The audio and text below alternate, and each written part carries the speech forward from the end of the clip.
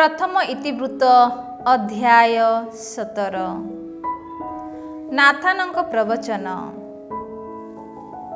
निज प्रसादरे अवस्थान करिथिबा बेले दाविद एकदा प्रवक्ता नाथानଙ୍କୁ कहिले, मु देवदारू काष्ठ निर्मित गोटे गृहरे बास करुछि, किंतु प्रभुଙ୍କ व्यवस्था सिंधुक एक शिविररे उपस्थापित होइछि। तहु नाथान कहिले, तुमर मनस्कामना मुताबक साधन कर, कारण ईश्वर तुमर समीपवर्ती अटंती। किंतु सेही रात्रि नाथानଙ୍କ ପାଇଁ प्रभु वचन कथित हैला, तुमे जाई मोर दास दाविदଙ୍କୁ कुह, प्रभु एहीपरि कहंती, मोर बासस्थली रूपे तुमे गोटे आलय निर्माण करि पारिबो नाही, कारण इस्राएल को आनयन करने को आरंभ करिथिबा दिन ठारू अत्यावधि मु एक गृहरे बास करि नाही, बरम गोटे शिविररु अन्य शिविर एवं एक बसति ठारू अन्य एक बसति पर्यंत यात्रा करिअछि। इस्राएलीय जनता सह यात्रा करिथिबा कालरे मोर स्वजन मानकु प्रतिपालन करिबा पई नियोजित न्यायाधीश मानकु मु कोन केबे हे कहिअछि जे देवदारू काष्ठ निर्मित गोटे गृह तुमे मने मो पाई काहीके निर्माण कल नाही।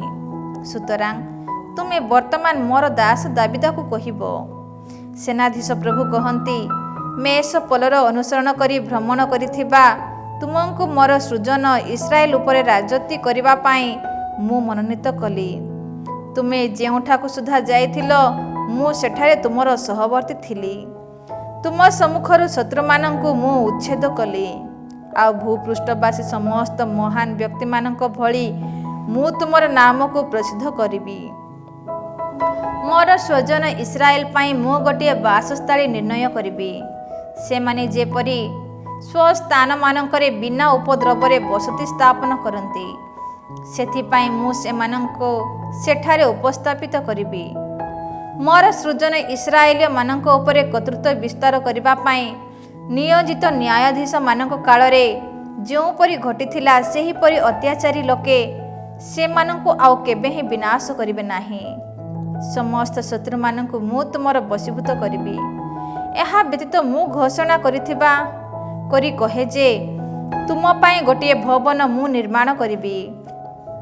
तुमर आयुष संपूर्ण होई तुम पितृपुरुष मानक सह सम्मिलित हेला परे तुमर उत्तराधिकारी सदृश मु तुमर वंशधर मानक मध्यरु जणे पुत्र को उत्थित करिबी व तार राज्य को मु दृढ़ करिबी।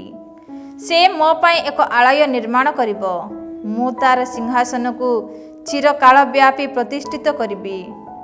मु तार पिता हेबी व से मोर पुत्र हेबो। जिए तुमर पूर्वस्वरी होइथिला सेही ता प्रति करा जायथिबा भली मु मोर निरंतर स्नेह को तुम पुत्र ठारू अपसारित करिबी नाही। मु ताकु मोर भवन रे मोर राज्य रे चिरकाल व्यापी दृढ़ीभूत करिबी। तार सिंहासन चिरंतन प्रतिष्ठित होई रहिबो। ए समस्त वचन तथा दर्शन मुताबक नाथान दाविदଙ୍କୁ समस्त विषय जणाइले। एहा परे दाविद भीतर को जाई प्रभुଙ୍କ सन्निधान रे उपविष्ट होई कहिले, प्रभु हे ईश्वर मु किए एवं मोर गृह बा कौन जे तुमे तुम सन्निधान रे मते एहीपरि उन्नत करिअछ। हे ईश्वर एहा तुम दृष्टि क्षुद्र कार्य परि दृष्ट हेला। आगामी दीर्घकाल व्यापी तुम दासटीर गृहटी रे संगठित हेबाकु थिबा समस्त कार्य मध्य तुमे कहिअछ। प्रभु हे ईश्वर तुमे मोर भविष्यत वंशधर मानंकु मध्य मते देखाइअछ। एही दासटी प्रति तुमे जो श्रद्धा दर्शाइअछ से संपर्क रे दाविद तुमको अधिक कौन बा कहि पारिबो, कारण तुमे तुमर दासटी को जानुअछ। हे प्रभु तुमर एही दास निमंते एहीपरि महत् कार्य करिबाकु तुमर मनस्कामना मुताबक तुमे साधन करिअछ। से समस्त तुमे मते विदित मध्य करिअछ। हे प्रभु तुम सदृश अन्य केही नाही। तुम सदृश अन्य कौनसी ईश्वरଙ୍କ विषय आमे केबे हे सुनिबाकु पाई नाहु। तुम स्वजन इस्राएल सदृश ଭୂପୃଷ୍ଠବାସୀ ଅନ୍ୟ କେଉଁ ଜନତା ଅଛି? ଇସ୍ରାଏଲକୁ ଇଜିପ୍ଟରୁ ଉଦ୍ଧାର କରି ତୁମ ସୃଜନ ରୂପେ ତୁମେ ସେମାନଙ୍କୁ ପରିଣତ କରିଅଛ। ମହାନ ଅଦ୍ଭୁତ କର୍ମ ତଥା ଭୟାନକ କାର୍ଯ୍ୟକଳାପ ସାଧନ କରି ତୁମେ ସେମାନଙ୍କ ସମ୍ମୁଖରୁ ଜାତି ସମୂହକୁ ବିତାଡ଼ିତ କରି ତୁମ ନାମକୁ ପ୍ରତିଷ୍ଠିତ କରିଅଛ। ତୁମ ସ୍ୱଜନ ଇସ୍ରାଏଲକୁ ତୁମେ ଚିରକାଳ ପାଇଁ ତୁମର ସ୍ୱଜନ ସଦୃଶ ମନୋନୀତ କରିଅଛ। ହେ ପ୍ରଭୁ, ତୁମେ ସେମାନଙ୍କର ଈଶ୍ୱର। ବର୍ତ୍ତମାନ ହେ ପ୍ରଭୁ, ତୁମର ଏହି ଦାସ ଓ ତାର କୁଟୁମ୍ବ ସମ୍ବନ୍ଧରେ ତୁମ ଦ୍ୱାରା କଥିତ ବଚନ ଚିରକାଳ ବ୍ୟାପୀ ପ୍ରତିଷ୍ଠିତ ହେଉ। ତୁମର କଥା ଅନୁଯାୟୀ ସମସ୍ତ କାର୍ଯ୍ୟକୁ ସଦୟପୂର୍ବକ ସାଧନ କର। ତୁମର ନାମ ଚିରକାଳ ବ୍ୟାପୀ ପ୍ରତିଷ୍ଠିତ ତଥା ପ୍ରଶଂସିତ ହେଉ। ସେନାଧୀଶ ପ୍ରଭୁ ଈଶ୍ୱର ହିଁ ଇସ୍ରାଏଲର ଈଶ୍ୱର ବୋଲି ଉଦ୍ଘୋଷିତ ହୁଅନ୍ତୁ। ତୁମର ଏହି ଦାସଟିର ଗୃହ ତୁମ ସନ୍ନିଧାନରେ ଅଧିଷ୍ଠିତ ହେଉ। ହେ ଈଶ୍ୱର, ଏହି ଦାସ ନିମନ୍ତେ ତୁମେ ଯେ ଏକ ଗୃହ ନିର୍ମାଣ କରିବ, ଏହା ତୁମେ ପ୍ରକାଶ କରିଅଛ। ସୁତରାଂ ତୁମ ସନ୍ନିଧାନରେ ଏପରି ପ୍ରାର୍ଥନା ଅର୍ପଣ କରିବା ପାଇଁ ତୁମର ଏହି ଦାସଟି ସାହସ କରିଅଛି। ହେ ପ୍ରଭୁ, ତୁମେ ହିଁ ଈଶ୍ୱର। ତୁମର ଏହି ଦାସ ସକାଶେ ଏଭଳି ଉତ୍କୃଷ୍ଟ କାର୍ଯ୍ୟ ତୁମେ ପ୍ରତିଜ୍ଞା କରୁଅଛ। ସୁତରାଂ ତୁମର ଏହି ଦାସଟିର ଗୃହ ସର୍ବଦା ତୁମ ସନ୍ନିଧାନରେ ପ୍ରତିଷ୍ଠିତ ହୋଇ ରହିବା ନିମନ୍ତେ ତାର ସେହି ଗୃହକୁ ଆଶୀର୍ବାଦ କରିବା ପାଇଁ ସଦୟ ହୁଅ। କାରଣ ହେ ପ୍ରଭୁ, ତୁମେ ଯାହା ତୁମେ ଆଶୀର୍ବାଦ କର ତାହା ଚିରନ୍ତନ ଆଶିଷ ପ୍ରାପ୍ତ ହୋଇ ରହିବ। ପ୍ରଥମ ଇତିବୃତ୍ତ ଅଧ୍ୟାୟ 18। ଦାବିଦଙ୍କ ଅନ୍ୟାନ୍ୟ ଯୁଦ୍ଧ।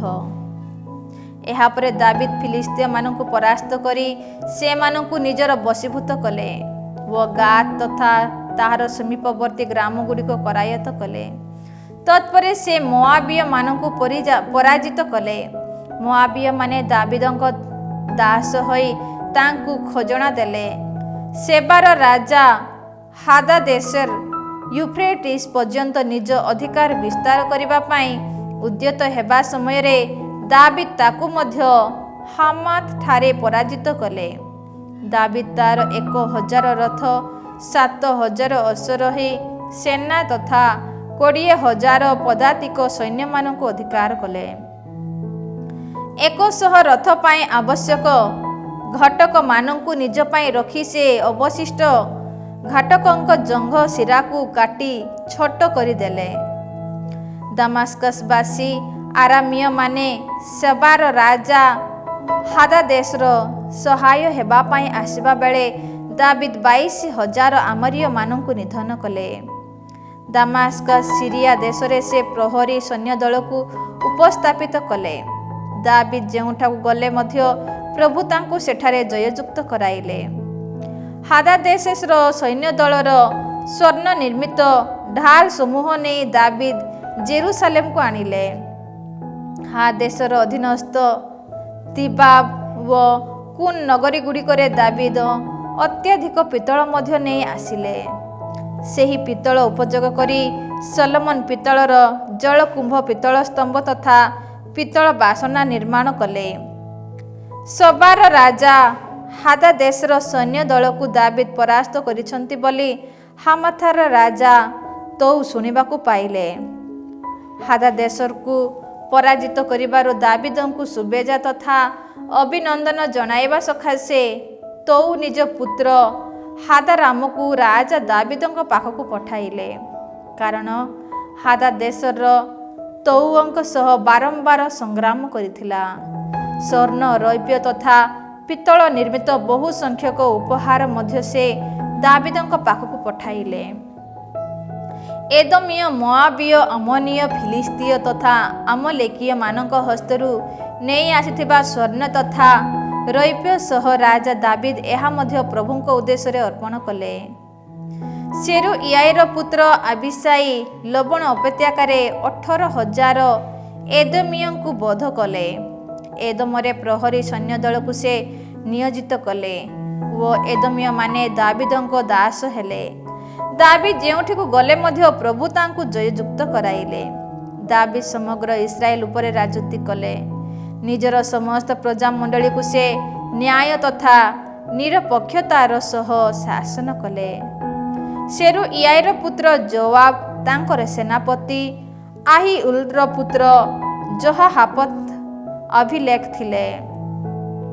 আহিତୁବର ପୁତ୍ର ସାଦୋକ ଓ ଆବିୟାଥାରର ପୁତ୍ର ଆହିମେଲେକ ଯାଜକ ଥିଲେ। ସଉସା ସଚିବ ଥିଲା। ଜେହାୟାଦର ପୁତ୍ର ବେନାଇୟା କେରେତୀୟ ତଥା ପେଲେତୀୟମାନଙ୍କ ଅଧିପତି ଓ ଦାବିଦଙ୍କ ପୁତ୍ରମାନେ ରାଜାଙ୍କ ସେବାରେ ମୁଖ୍ୟ କର୍ମଚାରୀ ଥିଲେ। ପ୍ରଥମ ଇତିବୃତ୍ତ ଅଧ୍ୟାୟ 19। ଆମୋନୀୟ ତଥା ଆରାମୀୟମାନଙ୍କ ପରାଜୟ।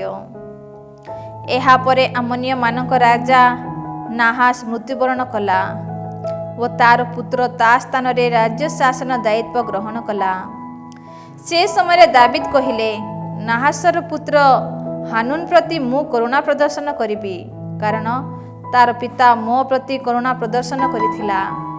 ସୁତରାଂ ତାର ପିତାଙ୍କ ମୃତ୍ୟୁ ବିଷୟରେ ତାକୁ ସାନ୍ତ୍ୱନା ଦେବା ପାଇଁ ଦାବିଦ ତା ପାଖକୁ ଦୂତମାନଙ୍କୁ ପଠାଇଲେ। ଦାବିଦଙ୍କ ଦୂତମାନେ ଆମୋନୀୟମାନଙ୍କ ଦେଶରେ ହାନୁନ ପାଖକୁ ତାକୁ ଆଶ୍ୱାସନା ଦେବା ସକାଶେ ଆସିଲେ। କିନ୍ତୁ ଆମୋନୀୟ ପ୍ରମୁଖ ବ୍ୟକ୍ତିଗଣ ହାନାନଙ୍କୁ ପଚାରିଲେ, ଦାବିଦ ଯଦି ତୁମ ପାଖକୁ ଆଶ୍ୱାସନାକାରୀମାନଙ୍କୁ ପଠାଇଅଛନ୍ତି, ତେବେ ତୁମ ପିତାଙ୍କ ପ୍ରତି ଶ୍ରଦ୍ଧା ଜ୍ଞାପନ କରିବା ଉଦ୍ଦେଶ୍ୟରେ ସେ ଯେ ତାହା କରିଅଛନ୍ତି, ତୁମେ କ'ଣ ଏହା ବିଶ୍ୱାସ କରୁଅଛ? ଦେଶଟିର ଗୁପ୍ତ ସନ୍ଧାନ କରି ତାକୁ ବଶୀଭୂତ କରିବା ପାଇଁ ସେ ନିଜର ଦୂତମାନଙ୍କୁ ପଠାଇ ନାହାନ୍ତି କି? ସୁତରାଂ ହାନୁନ ଦାବିଦଙ୍କ ପରିଚାରକମାନଙ୍କ ମସ୍ତକ ତଥା ଦାଢ଼ି କ୍ଷୌର କରିଦେଲା ଓ ସେମାନଙ୍କ ପରିହିତ ବସ୍ତ୍ରକୁ କୋଟି ଦେଶରୁ ପାଦ ପର୍ଯ୍ୟନ୍ତ କାଟିଦେଇ ସେମାନଙ୍କୁ ପଠାଇଦେଲା। ସେମାନେ ଚାଲିଗଲେ। ସେହି ଲୋକମାନଙ୍କ ବିଷୟ ଦାବିଦଙ୍କୁ ବିଦିତ କରିବା ବେଳେ ସେମାନଙ୍କର ସାକ୍ଷାତ ପାଇଁ ଦାବିଦ ଅନ୍ୟ କେତେକ ଲୋକଙ୍କୁ ପଠାଇଲେ। ସେମାନେ ଅତ୍ୟଧିକ ଲଜ୍ଜିତ ହୋଇଥିଲେ। ରାଜା ସେମାନଙ୍କୁ କହିଲେ, ଦାଢ଼ି ବଢ଼ିବା ପର୍ଯ୍ୟନ୍ତ ଜେରିଖୋରେ ଅବସ୍ଥାନ କର, ତତ୍ପରେ ଫେରି ଆସ। ହାନୁନ ଓ ଆମୋନୀୟମାନେ ଯେତେବେଳେ ଦେଖିଲେ ଯେ ସେମାନେ ଦାବିଦଙ୍କ ଶତ୍ରୁ ହୋଇଛନ୍ତି, ସେତେବେଳେ ରଥ ତଥା ଅଶ୍ୱରୋହୀ ସୈନ୍ୟଦଳକୁ ମେସୋପୋଟାମିଆ, ଆରାମ ମାଖା ଓ ସବାଠାରୁ ଭଡ଼ାରେ ଆଣିବା ସକାଶେ 1000 ତାଲେନ୍ତ ରୌପ୍ୟ ପଠାଇଲେ। ଏହିପରି ସେମାନେ 32,000 ରଥ ତଥା ସେ ସମସ୍ତର ସୈନ୍ୟ ସମେତ ମାଖାର ରାଜାଙ୍କୁ ଭଡ଼ାରେ ଆଣିଲେ। ସେମାନେ ଆସି ମେଦେବା ସମ୍ମୁଖରେ ଚାଉଣି ପକାଇଲେ। ନିଜ ନଗରୀଗୁଡ଼ିକର ସୈନ୍ୟ ବୃତ୍ତି ପାଇଁ ତାଲିକାଭୁକ୍ତ ହୋଇ ଆମୋନୀୟମାନେ ଯୁଦ୍ଧ ପାଇଁ ପ୍ରସ୍ଥାନ କଲେ। ଏହା ଶୁଣି ଦାବିଦ ଯୁଦ୍ଧ ପ୍ରବୀଣ ସମସ୍ତ ସୈନ୍ୟ ସମେତ ଯୋଆବଙ୍କୁ ପଠାଇଲେ। ଆମୋନୀୟମାନେ ବାହାରି ଆସି ଯୁଦ୍ଧ ସକାଶେ ନଗରୀ ଦ୍ୱାରରେ ପ୍ରସ୍ତୁତ ହୋଇ ରହିଲେ। ନିଜର ସମ୍ମୁଖ ତଥା ପଶ୍ଚାତ ଭାଗରେ ଶତ୍ରୁମାନେ ଯୁଦ୍ଧ ପାଇଁ ପ୍ରସ୍ତୁତ ହୋଇ ରହିଥିବା ଦେଖି ଯୋଆବ କେତେକ ଯୁଦ୍ଧ ପ୍ରବୀଣମାନଙ୍କୁ ମନୋନୀତ କରି ଆମୋନୀୟମାନଙ୍କୁ ଆକ୍ରମଣ କରିବା ପାଇଁ ନିୟୋଜିତ କଲା। ଆମୋନୀୟମାନଙ୍କୁ ଆକ୍ରମଣ କରିବା ପାଇଁ ଅବଶିଷ୍ଟ ସୈନ୍ୟମାନଙ୍କୁ ସେ ନିଜ ସହୋଦର ଆବିସାଇ ହସ୍ତରେ ସମର୍ପଣ କଲା। ତତ୍ପରେ ଯୋଆବ ଆବିସାଇକୁ କହିଲା, ଆରାମୀୟମାନେ ମୋ ଅପେକ୍ଷା ଅଧିକ ଶକ୍ତିଶାଳୀ ଥିଲେ ତୁମେ ମୋର ସହାୟ ହେବା ପାଇଁ ଆସିବ, ଏବଂ ଆମୋନୀୟମାନେ ତୁମ ଅପେକ୍ଷା ଅଧିକ ଶକ୍ତିଶାଳୀ ଥିଲେ ମୁଁ ତୁମର ସହାୟ ହେବି। ସାହସୀ ହୁଅ। ଆମ ଜନତା ତଥା ଆମ ଈଶ୍ୱରଙ୍କ ନଗରୀ ସମୂହ ଉଦ୍ଦେଶ୍ୟରେ ଆମେ ନିର୍ଭୀକ ଭାବେ ସଂଗ୍ରାମ କରିବା। ପ୍ରଭୁଙ୍କ ଦୃଷ୍ଟିରେ ଯାହା ଉତ୍ତମ ସେ ତାହା ସମ୍ପାଦନ କରନ୍ତୁ। ଏହାପରେ ଯୋଆବ ଓ ତାଙ୍କର ଅନୁଗାମୀମାନେ ଆରାମୀୟମାନଙ୍କ ବିରୁଦ୍ଧରେ ଯୁଦ୍ଧ ପାଇଁ ନିକଟବର୍ତ୍ତୀ ହେଲେ। ସେମାନେ ପରାଜିତ ହୋଇ ପଳାୟନ କଲେ। ଆରାମୀୟମାନେ ପଳାୟନ କରିବା ଦେଖି ଆମୋନୀୟମାନେ ମଧ୍ୟ ଯୋଆବଙ୍କ ସହୋଦର ଆବିସାଇ ସମ୍ମୁଖରୁ ପଳାୟନ କରି ନଗରୀରେ ପ୍ରବେଶ କଲେ। ତହୁଁ ଯୋଆବ ଜେରୁସାଲେମକୁ ଫେରି ଆସିଲା। ଆରାମୀୟମାନେ ଇସ୍ରାଏଲୀୟମାନଙ୍କ ଦ୍ୱାରା ପରାସ୍ତ ହୋଇଥିବା ଦେଖି ସେମାନେ ଲୋକ ପଠାଇ ୟୁଫ୍ରେଟିସ୍ର ଅପର ପାର୍ଶ୍ୱସ୍ଥ ଆମୋରୀୟମାନଙ୍କୁ ଡକାଇଲେ। ହାଦାଦେଶେବର ସେନାପତି ସାଫକ ସେମାନଙ୍କର ନେତୃତ୍ୱ ନେଲା। ଦାବିଦ ଏହା ଅବଗତ ହେଲେ ତହୁଁ ସେ ସମସ୍ତ ଇସ୍ରାଏଲୀୟଙ୍କୁ ଏକତ୍ରିତ କରି ଜର୍ଦାନ ଅତିକ୍ରମ କଲେ ଓ ସେମାନଙ୍କ ସନ୍ନିକଟ ହୋଇ ନିଜ ଯୋଦ୍ଧାମାନଙ୍କୁ ସେମାନଙ୍କ ବିରୁଦ୍ଧରେ ପ୍ରସ୍ତୁତ କରି ଯୁଦ୍ଧ ଆରମ୍ଭ କଲେ। ଆରାମୀୟମାନେ ଇସ୍ରାଏଲ ସମ୍ମୁଖରୁ ପରାଜିତ ହୋଇ ପଳାୟନ କଲେ। ଆରାମୀୟମାନଙ୍କ 7,000 ଅଶ୍ୱାରୋହୀ ସୈନ୍ୟ ଓ 40,000 ପଦାତିକ ସୈନ୍ୟମାନଙ୍କୁ ଦାବିଦ ହତ୍ୟା କଲେ। ସେମାନଙ୍କ ସେନାପତି ସାଫାକ ମଧ୍ୟ ନିହତ ହେଲା। ସେମାନେ ଇସ୍ରାଏଲ ଦ୍ୱାରା ପରାଜିତ ହୋଇଥିବା ଦେଖି ହାଦାଦ ଦେଶର ପରିଚାରକମାନେ ଶାନ୍ତି ସନ୍ଧି ସାଲିସ କଲେ ଓ ସେମାନେ ତାଙ୍କର ବଶୀଭୂତ ହେଲେ। ଏହାପରେ ଆରାମୀୟମାନେ ଆଉ କେବେ ହେଁ ଆମୋନୀୟମାନଙ୍କ ସହାୟକ ହେବା ପାଇଁ ଇଚ୍ଛା ପ୍ରକାଶ କଲେ ନାହିଁ। ପ୍ରଥମ ଇତିବୃତ୍ତ ଅଧ୍ୟାୟ 20। ରାବାର ପତନ। ବସନ୍ତ କାଳରେ ଯେତେବେଳେ କି ରାଜବୃନ୍ଦ ଯୁଦ୍ଧ ପାଇଁ ବାହାରନ୍ତି, ସେତେବେଳେ ଯୋଆବ ସୈନ୍ୟମାନଙ୍କ ନେତୃତ୍ୱ ନେଇ ଆମୋନୀୟମାନଙ୍କ ଦେଶ ଆକ୍ରମଣ କରି ବିନାଶ କଲା। ପରିଶେଷରେ ରାବା ନଗରୀ ଅବରୋଧ କଲା, କିନ୍ତୁ ଦାବିଦ ଜେରୁସାଲେମରେ ଅବସ୍ଥାନ କଲେ। ଯୋଆବ ରାବା ଆକ୍ରମଣ କରି ତାହା ବିନାଶ କଲା। ସେମାନଙ୍କ ରାଜା ପିନ୍ଧିଥିବା ମୁକୁଟ ଦାବିଦ ତାଙ୍କ ମସ୍ତକରୁ ନେଇଗଲେ। ତାହା 1 ତାଲେନ୍ତ ସ୍ୱର୍ଣ୍ଣରୁ ନିର୍ମିତ ହୋଇଥିଲା। ଦାବିଦ ସେହି ନଗରଟିକୁ ନିଜ ମସ୍ତକରେ ପରିଧାନ କଲେ। ସେହି ନଗରୀରୁ ସେ ବହୁ ପରିମାଣରେ ଲୁଣ୍ଠିତ ଦ୍ରବ୍ୟ ମଧ୍ୟ ଘେନି ଆସିଲେ। ସେ ସେହି ନଗରୀବାସୀମାନଙ୍କୁ ନେଇ ଆସି କରତ, ଲୌହ, ଗଇଁତି ତଥା କୁରାଡ଼ି ପ୍ରଭୃତି ଯନ୍ତ୍ରପାତି ଦେଇ ପରିଶ୍ରମ କରାଇଲେ। ଆମୋନୀୟମାନଙ୍କ ସମସ୍ତ ନଗରୀବାସୀମାନଙ୍କୁ ସେ ଏପରି ଭାବେ କାର୍ଯ୍ୟ କରାଇଲେ। ଏହାପରେ ଦାବିଦ ଓ ସମସ୍ତ ଜନତା ଜେରୁସାଲେମକୁ ଫେରିଗଲେ। ଏହାପରେ ଫିଲିଷ୍ତୀୟମାନଙ୍କ ବିରୁଦ୍ଧରେ ଗେସେରରେ ଯୁଦ୍ଧ ହେଲା। ସେହି ଯୁଦ୍ଧ ମଧ୍ୟରେ ହୁସାତୀୟ, ସିବେକାଇ, ମହାକାୟ ବ୍ୟକ୍ତିମାନଙ୍କ ବଂଶଧରମାନଙ୍କ ମଧ୍ୟରୁ ସିପ୍ପାଇ ନାମକ ଜଣେ ବ୍ୟକ୍ତିକୁ ବଧ କଲେ। ଫଳରେ ଫିଲିଷ୍ତୀୟମାନେ ବଶୀଭୂତ ହେଲେ। ପୁନରାୟ ଫିଲିଷ୍ତୀୟମାନଙ୍କ ବିରୁଦ୍ଧରେ ଯୁଦ୍ଧ ହେଲା। ସେଥିରେ ଜାଇରର ପୁତ୍ର ଏଲହାନାନ ଗିତୀୟ ଗେଲିଆଥର ସହୋଦର ଲାହାମିଙ୍କୁ ହତ୍ୟା କଲା। ତାର ବର୍ଚ୍ଛର ଦଣ୍ଡ ତନ୍ତୀରେ ଦଣ୍ଡ ତୁଲ୍ୟ ଥିଲା। ଗାଥରରେ ପୁନରାୟ ଯୁଦ୍ଧ ହେଲା।